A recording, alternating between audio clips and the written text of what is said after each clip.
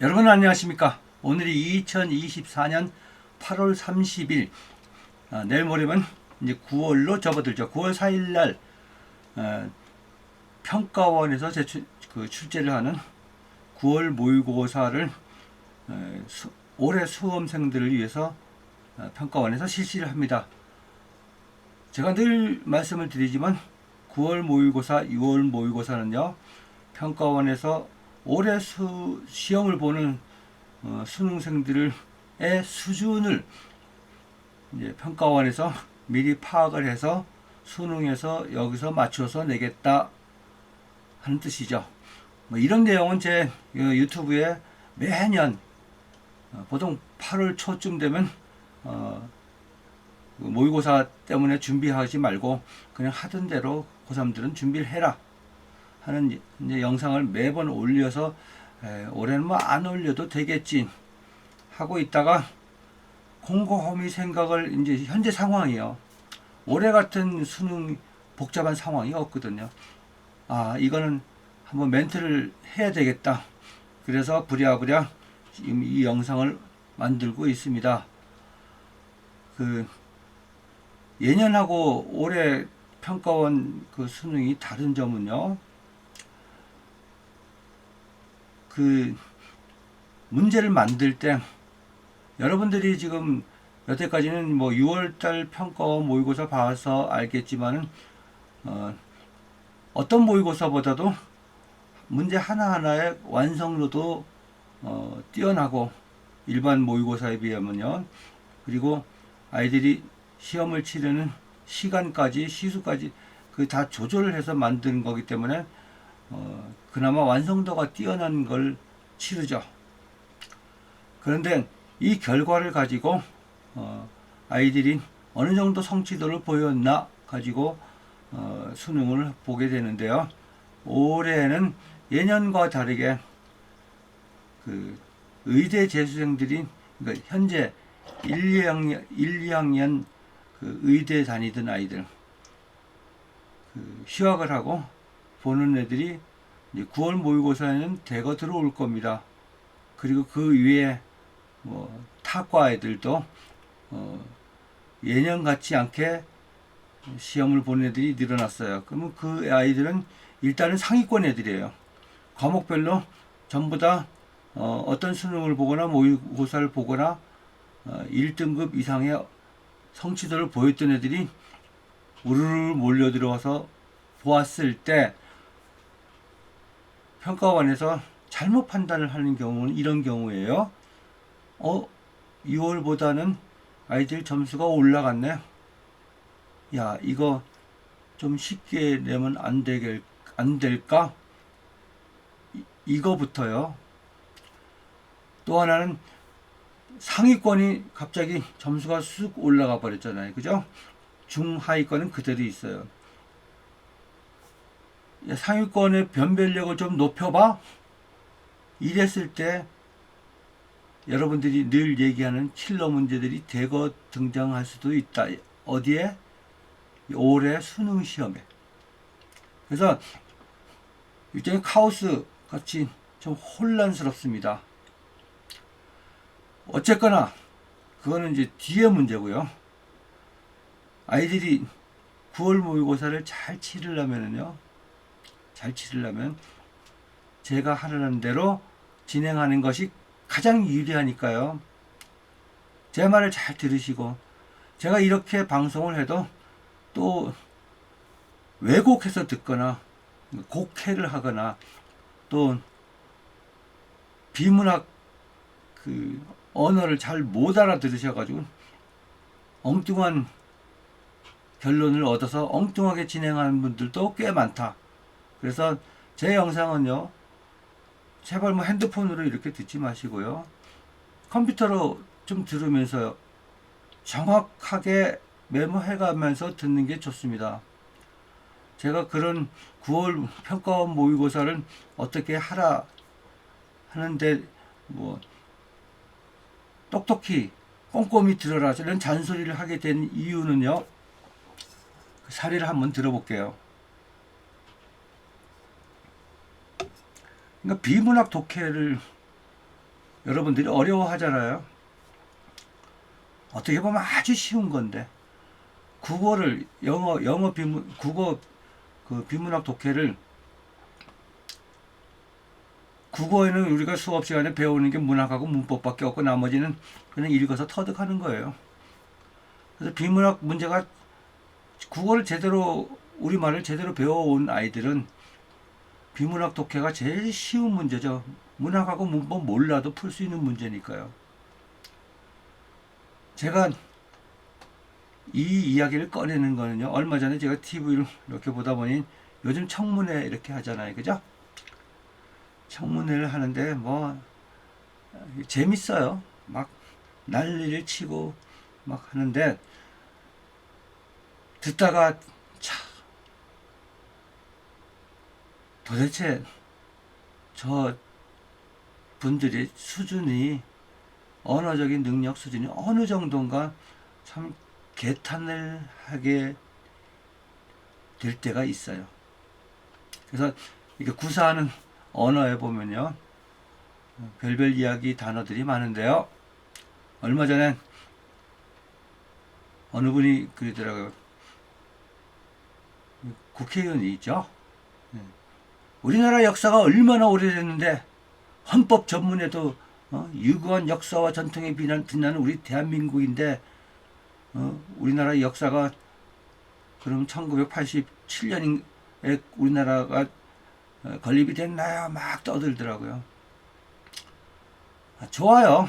뭐 헌법 전문 암기해서 뭐 이렇게 막 떠드는 거 저는 잘못됐기 때문에 떠든다고 얘기할 수밖에 없어요.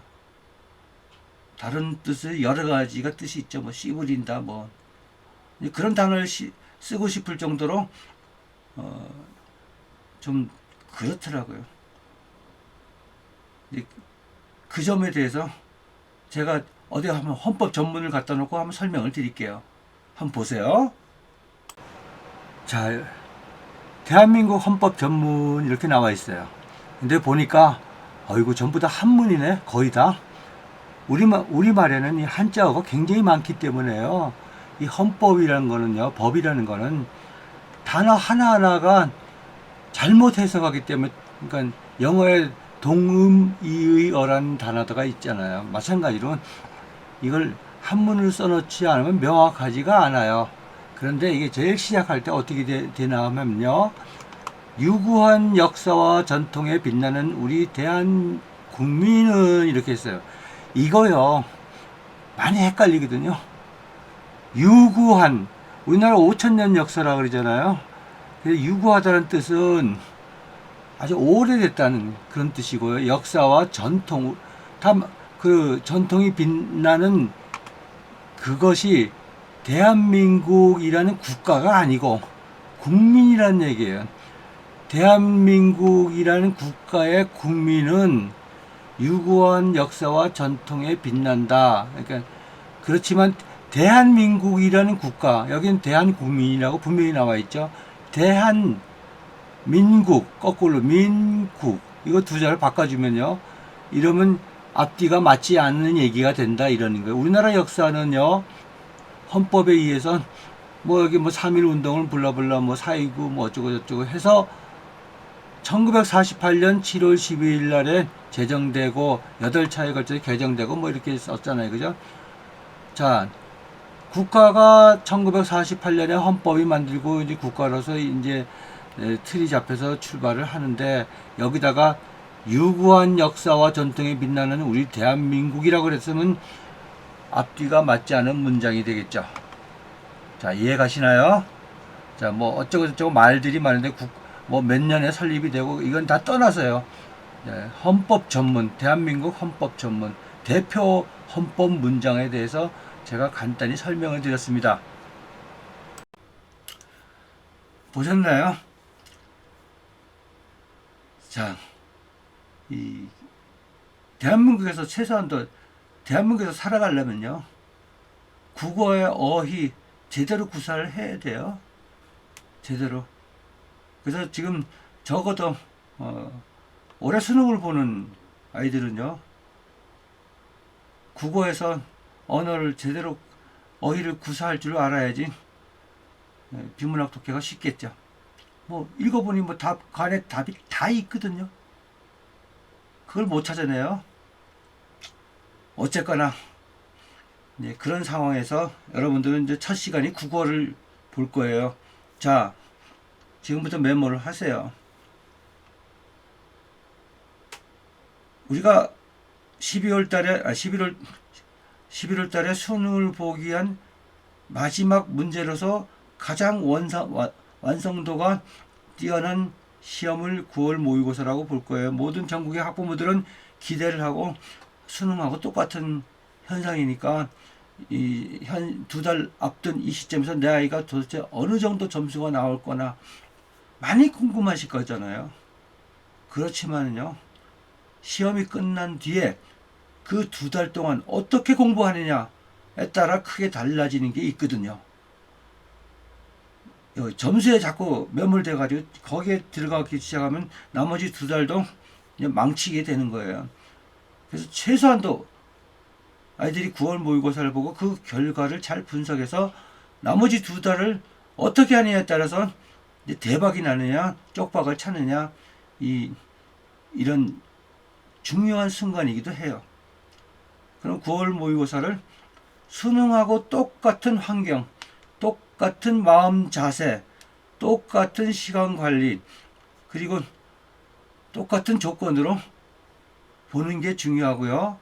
교과 과정을 나머지 기간 동안에 막 채워넣는 것보다도 그날 시험을 수능하고 똑같은 조건으로 치러주는 게 제일 중요하겠죠.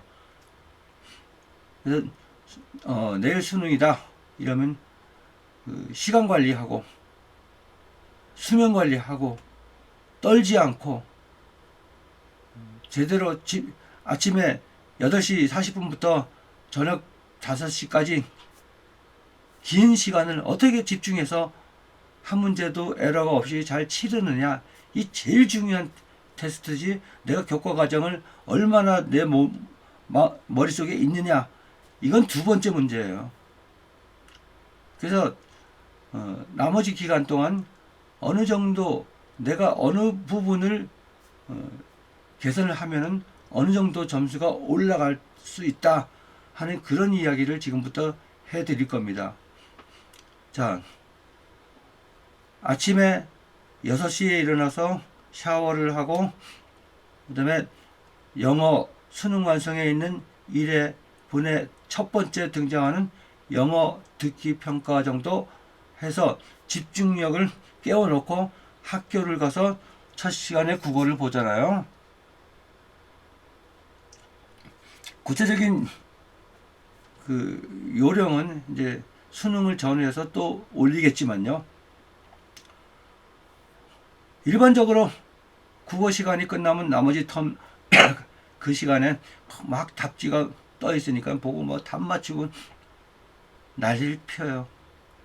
그리고 수학 시간 다 끝나고 점심 시간에 답 맞춰보고 막 난리를 피고 그 다음에 영어 시간 끝나면 또 난리 치고 제발 이렇게 하지 마세요. 자, 수능 시험하고 달리 평가원 모의고사 볼 때는 문제지를 가지고 집에 올 수 있습니다. 내가 평가원 모의고사 이후에 진짜 최고의 점수를 올리고 싶다 하면 제가 시킨 대로 하세요.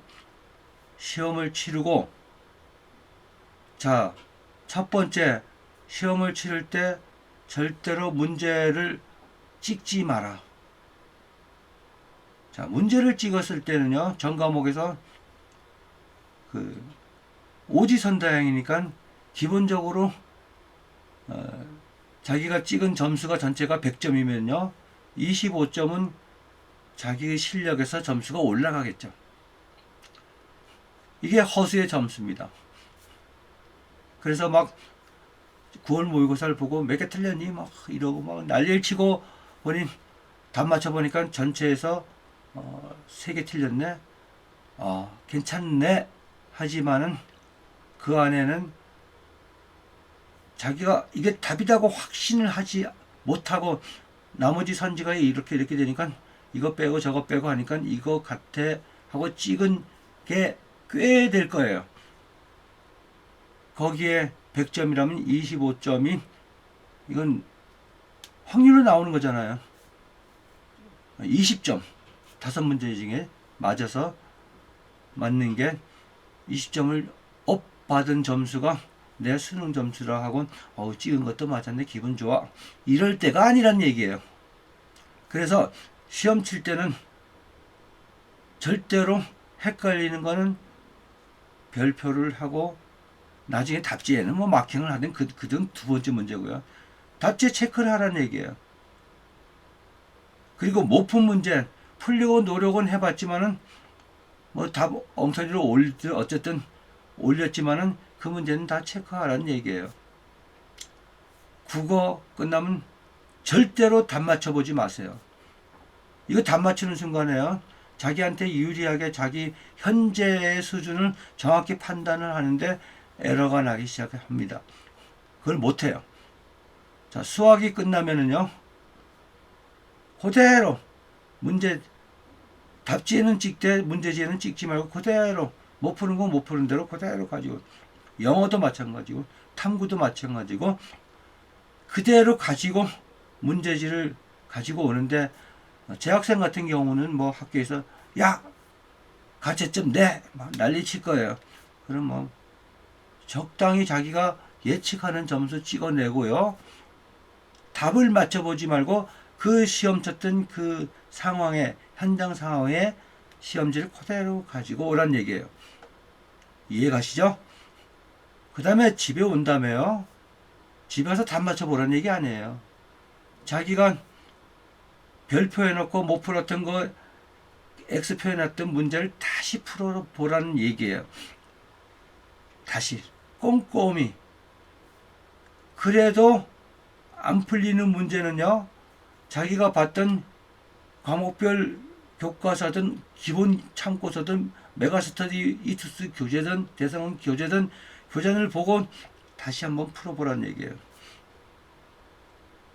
이러면요. 야 이건 내가 다시 풀어본 거는 풀어받는 문제 중에서요. 이렇게 분석하셔야 돼요. 이거는 진짜 이론적으로 내가 몰랐어.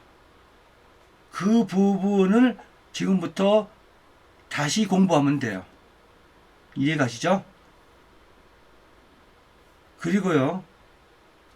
야 이거 시험장에서는 못 풀었지만은 나와서 풀어보니 다 풀리는 문제네 하는 거는요. 풀이 과정을 잘 보고 이거는 내가 시험 볼 때 잘 떠오르지 못했구나 하는 부분에 그 문제에 해당되는 기본 이론이나 자기가 풀었던 계산 과정이나 이런 걸 쭉 보고요. 요 부분은 복습을 꼭 해야 됩니다. 복습. 수학을 예를 들어서 그거를 여러 가지 복잡한 계산 과정이 시험장에서는 떠오르지 못했기 때문에 못 푸는 거예요. 이거 복습 안 하면요. 똑같은 일 벌어집니다. 이걸 뭐 해설 강의를 먼저 들어가지고요. 익히는 거는 다 이해 갑니다. 그렇네. 이게 중요한 게 아니고 내가 해왔던 공부 과정을 다시 보고요. 익힐 때 이게 피드백이 되고 내 머릿속에 들어옵니다. 이해 가세요? 국어는요. 다시 풀어보면 거의 다 정답이 나옵니다. 그럼 원인은 뭐겠어요? 꼼꼼함, 정확한 어휘력, 그리고 한순간에 읽어서 머릿속에 집어넣는 집중력. 물론 뭐 문법에 모르는 부분 있었으면 그거 배우면 돼요. 차라리 그게 제일 낫습니다. 그런데 떠오르지 분명히 머릿속인데 끄집어내지 못해서 틀린 거 이게 제일 문제가 되겠죠. 그걸 다시 보고 머릿속에서 끄집어낼 수 있게끔 복습을 해봐야 돼요. 자, 수학은 내가 다 풀 수 있는 문제인데 왜 큰 점수가 안 나왔을까 봤을 때 4점짜리가 다 놓치더라도 나머지 점수를 다 풀 수 있는 문제인데 자, 이거는 연산 과정에서 스피드와 정확도가 떨어졌다는 얘기죠. 그러면 이제 4점짜리 문제를 푸는데 시간 부족했을 거예요. 나머지 부분을 내가 어떤 문제를 푼다는 게 수학에서 문제를 어려운 문제를 더 푸는 게 문제가 아니겠죠. 그죠? 내가 풀 수 있는 문제를 정확하고 스피드 있게 풀어내는 방법이 제일 중요하겠죠. 그거는 또 새로운 문제 푸는 것보다요. 기본서 가장 기본이 되는 걸 빨리 복습하는 게 최고겠죠. 자, 영어는 뭐 말할 것도 없어요. 말할 것도 없습니다.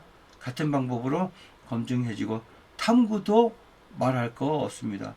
집에 와서 기본서 펴놓고 한번 대조해가지고 기억니은 디귿을 다시 검증을 해보세요. 이게 가장 크게 남는 겁니다. 제가 오늘 드린 이 과목별로 분석하는 건 지난 영상에도 더 디테일하게 되어 있고요. 개인 커리를 받는 사람들은 상황에 따라서 또 교정을 해드리고 있습니다. 이해가시죠? 자, 9월 모의고사 중요합니다. 뭐에 중요해요? 내 점수가 아니라 내가 현재 수능에서 받을 수 있는 이대로 갔을 때 열심히 공부만 했을 때 2달 동안 뭐 얼마나 차이 나겠어요? 고등학교 1, 2, 3학년 2년 몇 개월 동안 해서 개선이 안 됐던 이 집중이 안 되거나 끄집어내 복습을 안 한 여러 가지 상황이 그 2달 동안 고쳐지겠어요? 물론 공부를 9월 모의고사까지 교과 과정을 못 마친 부분 많았다면 그거 먼저 하는 게 우선이죠. 상위권으로 도약을 하려면요. 하나하나 정확하게 맞출 수 있는 스킬과 능력이 본인한테 있어야 돼요. 문제풀이 선생님한테 어떤 문제 갖다 놓고 풀어주는 거 암만 들어봐야 그건 내 스킬이 아니라 그 선생님이 스킬이고 내가 스스로 내공을 키워야 돼요. 2달 동안 제가 하라는 대로 집중력을 키워서요. 좋은 성적 거두시기 바랍니다. 자, 9월 평가원 모의고사 여러분들을 위해서 내는 문제가 아니고요.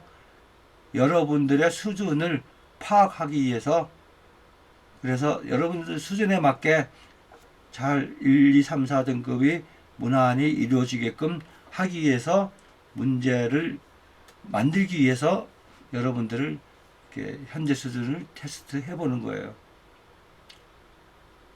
자, 마지막으로 꼭 9월 모의고사 볼 때 문제 모르거나 못 푸는 문제, 아니 찜찜한 문제 답장에다 올리긴 올리더라도 문제에다가 반드시 표시해가지고 그거는 시험 끝난 다음에 집에 와서 다시 복습을 하든가 기본서에 확인을 하든가 하면서 자기의 문제점이 뭔지 정확히 파악을 해야 돼요.